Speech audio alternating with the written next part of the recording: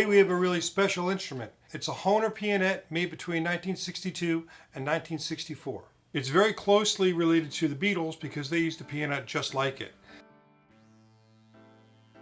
This particular one has a tube preamp and the Beatles had a transistor preamp. And the Beatles Pianet had two white switches, one being vibrato.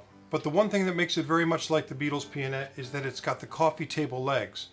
Very hard to find a pianet with these kinds of legs that screw into the bottom.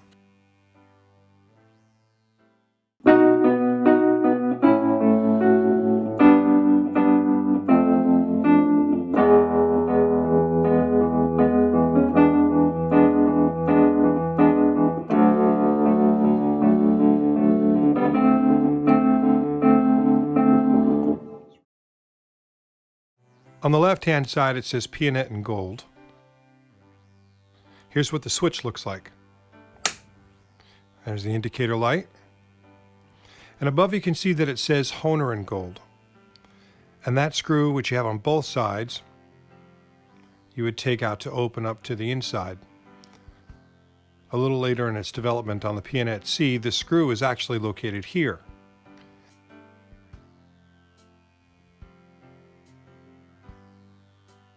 The volume is controlled by this lever here, which I've locked to one side because it just sort of got in the way.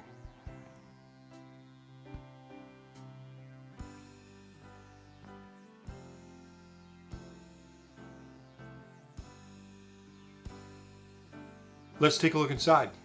In the 1980s and 90s, replacement parts became really hard to find because Hohner no longer supported or manufactured them. The main problem in the 1960s Pianets was the pads.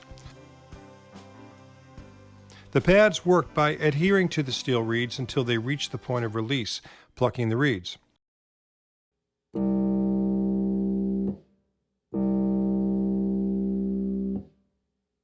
Urethane foam was used to make the pads, but they decomposed after a while and were unstable.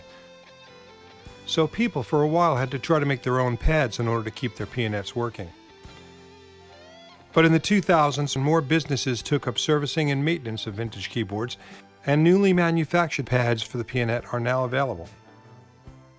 Because the casings of the earlier Pianets and Cembalettes are so similar, one way to quickly determine if it's a Pianet or a Cembalette is to look at the key range. Cembalettes have a range of C to C, and Pianets have a range of F to F.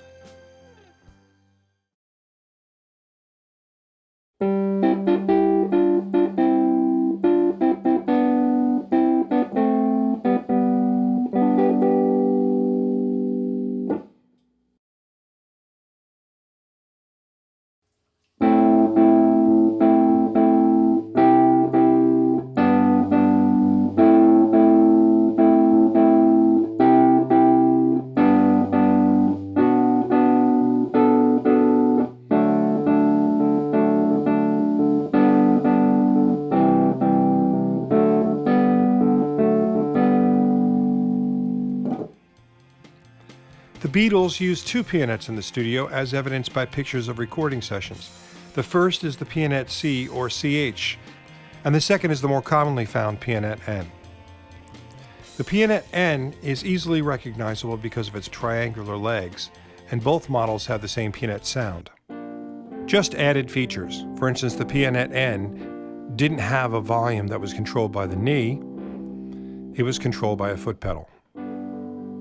My Pianet was purchased in Austria on eBay and had this two-round prong plug.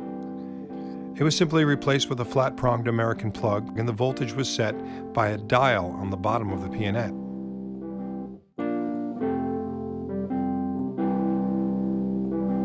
Hey, I hope you guys enjoyed that view of the Hohner Pianet, and I've got a lot more planned. Please don't forget to subscribe and like, and until next time, see you later.